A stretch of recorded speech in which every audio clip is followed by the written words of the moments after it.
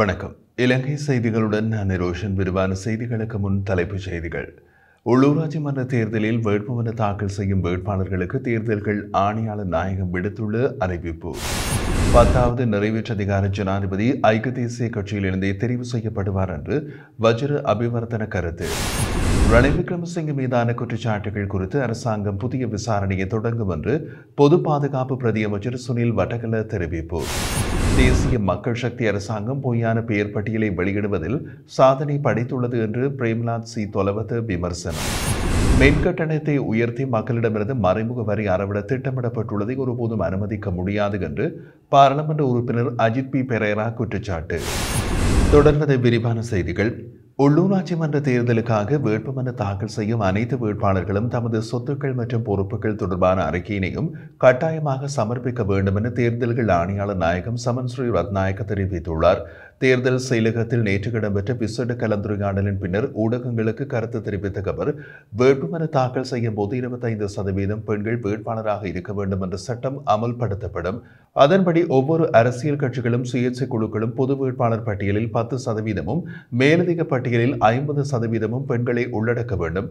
மேலும் வேட்புமனுவில் 25% இளைஞர்களுக்கு வாய்ப்பு வழங்கப்பட வேண்டும் என்பதுடன் அவர்கள் 18 முதல் 35 வயது வரை இருப்பது அவசியம். எனவே இதனை அடிப்படையாக கொண்டு வேட்புமனு தயாரிக்கும் போது அரசியல் கட்சிகள் சுயேட்சை குழுக்கள் அவதானமாக இருக்க வேண்டும் என்றும் அவர் கேட்டுக்கொண்டார். இதேவேளை புதிய கையூட்டல் மற்றும் ஊழல் ஒழிப்பு சட்டத்தின்படி அனைத்து வேட்பாளர்களும் தங்களது வேட்பு மனுக்களுடன் சொத்து மற்றும் பொறுப்பு அறிக்கையினை சமர்ப்பிக்க கட்டாயமாக்கப்பட்டுள்ளதாக தேர்தல்கள் ஆணையாளர் நாயகம் மேலும் தெரிவித்தார். வெளிநாட்டு உதவி முடக்கம் காரணமாக அமெரிக்க USAID அமைப்பினால் இதுவரை நிதியளிக்கப்பட்ட குறைந்தது 10 அரசு திட்டங்களுக்கு மாற்று நிதியுதவியை இலங்கை அரசாங்கம் பரிசீலித்து வருகிறது. அமெரிக்க அரசாங்கம் வெளிநாட்டு உதவியை முடக்குவதற்காக எடுத்த நடவடிக்கையின் காரணமாக USAID நிதி முடங்கியுள்ளதால் நாட்டின் வளர்ச்சி திட்டங்களை கணிசமாக பாதித்துள்ளது என்று நிதியமைச்சின் உயர் அதிகாரி ஒருவர் தெரிவித்திருந்தார். USAID நிதிகள் நீதித்துறை மற்றும் நிதி அமைச்சகங்களின் 5 முக்கிய திட்டங்களுக்கும் சுற்றுச்சூழல் அமைச்சகத்தின் 2 முக்கிய திட்டங்களுக்கும் வழங்கப்பட்டு வந்தன. அதன்படி 2019 முதல் இதுவரை 233.4 மில்லியன் அமெரிக்க டாலர் மதிப்புள்ள அரசு திட்டங்களுக்கு USAID நிதி உதவி வழங்கியுள்ளமை தெரிவிக்கப்படுகின்றது. இலங்கை தமிழரசு கட்சியின் மத்திய செயற்குழு கூட்டம் இன்று ஞாயிற்றுக்கிழமை வவுனியாவில் நடைபெறுகிறது. இலங்கை தமிழரசு கட்சியின் பதில் தலைவர் CVK சிவஞானம் தலைமையில் இந்த கூட்டம் நடைபெற உள்ளதோடு உள்ளூராட்சி மன்றங்களுக்கான வேட்புமனுக்கள் சமர்ப்பிப்பு, வேட்பாளர்களின் தெரிவு மற்றும் தேர்தலை கையாளுதல் உள்ளிட்ட விடயங்கள் சம்பந்தமாகவும் கலந்துரையாடப்படுகின்றது. எனினும் நிகழ்ச்சியின் நிலையில் ஏனைய விடயங்கள் என்று தலைப்பிடப்பட்டுள்ள நிலையில் மத்திய செயற்குழு அங்கத்தவர்கள் உட்பட ஒழுக்காட்டு நடவடிக்கைகளுக்கு உட்படுத்தப்பட்டவர்கள் சம்பந்தமாகவும் உரையாடப்படுகின்றது. 10வது நிறைவேற்றதிகார ஜனாதிபதி ஐக்கிய தேசிய கட்சியிலிருந்து தெரிவு செய்யப்படுவார் எனவும் இந்த ஆண்டில் இறுதியில் நாடு கடுமையான பொருளாதார நெருக்கடியை எதிர்கொள்ள நேரிடும் எனவும் ஐக்கிய தேசிய கட்சியின் தவிசாளர் வஜ்ர அபிவர்த்தன தெரிவித்திருந்தார். நேற்று நடந்திருந்த ஐக்கிய தேசிய கட்சியின் மகளிர் தின நிகழ்வில் உரையாற்றிய அவர், கடந்த ஆண்டு முன்னாள் ஜனாதிபதி ரணில் விக்ரமசிங்கே பெண்கள் தொடர்பான பிரகடனத்தை பாராளுமன்றத்தில் சமர்ப்பித்தார். பொருளாதார அபிவிருத்தி சட்டம், ஊழல் எதிர்ப்பு சட்டம், கடன் மீள செலுத்தும் தேசிய கொள்கை போன்ற அவசியமான சட்டங்களை கொண்டு வந்ததோடு இந்த சட்டங்கள் சர்வதேச நிதி நிறுவனங்களாலும் மதிப்பளிக்கப்பட்டன. மேலும் பெண்கள் பங்கேற்போடு அபிவிருத்தி திட்டங்கள் பாதுகாக்கப்படும் எனவும் குறிப்பிடப்பட்டுள்ளது. ஒரே ஒரு ஆசனத்தை கொண்டிருந்த போதும் ஐக்கிய தேசிய கட்சி நாட்டை பொருளாதார நெருக்கடியிலிருந்து மீட்டது. ஜனாதிபதி பதவியை ஆசனம் இல்லாமலும் பெறலாம். ஜனநாயக ரீதியிலோ அரசியலமைப்பு ரீதியிலோ அல்லது பொருளாதார நெருக்கடி வாயிலாகவோ அது நடக்கலாம். 2025 இறுதியில் நாட்டின் மீண்டும் பொருளாதார நெருக்கடி ஏற்படும் என்று நான் கருதுகின்றேன். JVP கூறும் 77 ஆண்டுகால சாபத்தில் தேங்காய் 80 ரூபாவும் ஒரு பேக்கெட் உப்பு 100 ரூபாவுக்கும் விற்பனை செய்யப்பட்டது. இன்று தேங்காய் 230 ரூபாவுக்கும் உப்பு 280 ரூபாவுக்கும் விற்பனை செய்யப்படுகிறது. 1970களில் GR ஜெயவர்தன மோட்டார் சைக்கிள் மற்றும் முச்சக்கர வண்டி யுகத்தை உருவாக்கினார். ஆனால் இன்று முச்சக்கர வண்டி விலை 20 லட்சமாக உயர்ந்துள்ளது. நாடு பாரதூரமான பொருளாதார அவல நிலையை நோக்கி பயணித்துக் கொண்டிருக்கிறது என்று வஜ்ர அபிவர்த்தன தெரிவித்தார். முன்னாள் ஜனாதிபதி ரணில் விக்ரமசிங்கே மீதான குற்றச்சாட்டுகள் குறித்து அரசாங்கம் புதிய விசாரணைகளை தொடங்கும் என்று பொது பாதுகாப்பு மற்றும் நாடாளுமன்ற விவகாரத்துறை பிரதியமைச்சர் சுனில் வட்டகல தெரிவித்துள்ளார். செய்தியாளர்களிடம் பேசிய சுனில் வட்டகல இது ரணில் விக்ரமசிங்கவின் சமீபத்திய நேர்காணலில் குறிப்பிடப்பட்ட விடயத்தை முன்னிறுத்தி பரலந்த அறிக்கை தொடர்பான குற்றச்சாட்டுகளை விசாரிக்க அரசாங்கம் தேவையான நடவடிக்கைகளை எடுக்கும் என்று கூறினார்.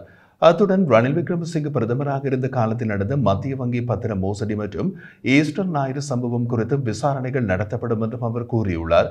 தேசிய மக்கள் சக்தி அரசாங்கம் வெளிப்படைத்தன்மைக்கு உறுதி பூண்டுள்ளதாகவும் ரணில் விக்ரமசிங்கே முன்னர் அரசியல் பாதுகாப்பை பெற்று அனைத்து குற்றச்சாட்டுகள் மீதும் நடவடிக்கை எடுக்கப்படும் என்றும் சுனில் வட்டகல வலியுறுத்தியுள்ளார். தேசிய மக்கள் சக்தி அரசாங்கம் பொய்யான பெயர் பட்டியலை வெளியிடுவதில் சாதனை படைத்துள்ளது என்று பிரேமநாத் சி தொலவத்த விமர்சித்திருந்தார். கொழும்பில் நேற்று நடைபெற்றிருந்த செய்தியாளர் சந்திப்பில் உரையாற்றிய பிரேமநாத் சி தொலவத்த, அறக்கலைய போராட்டத்தின் போது ஜேவிபி ஆதரவாளர்களால் எமது வீடுகள் தீக்கிரையாக்கப்பட்டு சேதப்படுத்தப்பட்டது.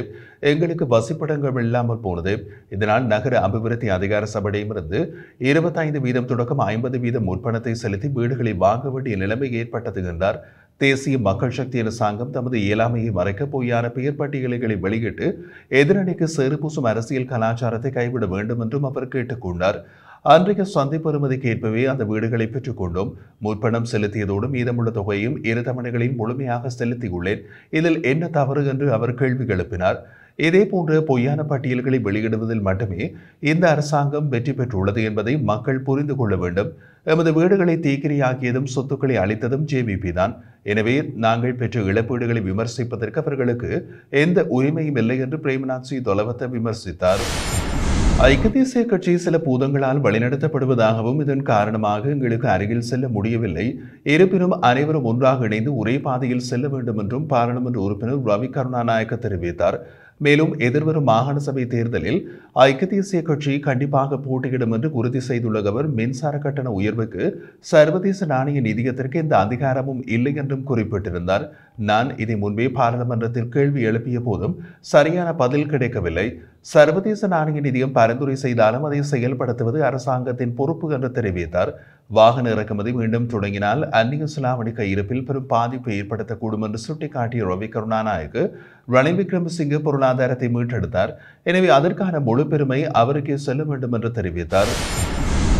அரசாங்கம் வரி வருமானத்தை அதிகரிக்காமல் மின் கட்டணத்தை உயர்த்தி நாட்டின் அனைத்து குடிமக்களிடமிருந்தும் மறைமுக வரி அறவிட திட்டமிட்டுள்ளதை ஒருபோதும் அனுமதிக்க முடியாது என்று ஐக்கிய மக்கள் சக்தியின் பாராளுமன்ற உறுப்பினர் அஜித் பி பெரேரா தெரிவித்தார். இதன் தொடர்பாக ஊடகங்களிடம் கருத்து தெரிவிக்கையிலேயே அவர், நாணய நிதியத்தின் நியாயமற்ற அழுத்தங்களுக்கு அடிபணிந்து மின் கட்டணத்தை உயர்த்த அரசாங்கம் முயற்சிக்கிறது.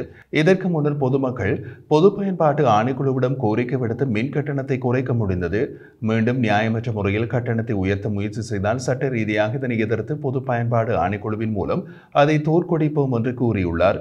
அதே நேரம் முன்னாள் போலீஸ் மாதிபரை தேட வேண்டிய நிலை உருவாகியுள்ளது என்பது வெட்கக்கேடான விடயமாக உள்ளது என்றும் தெரிவித்தார்.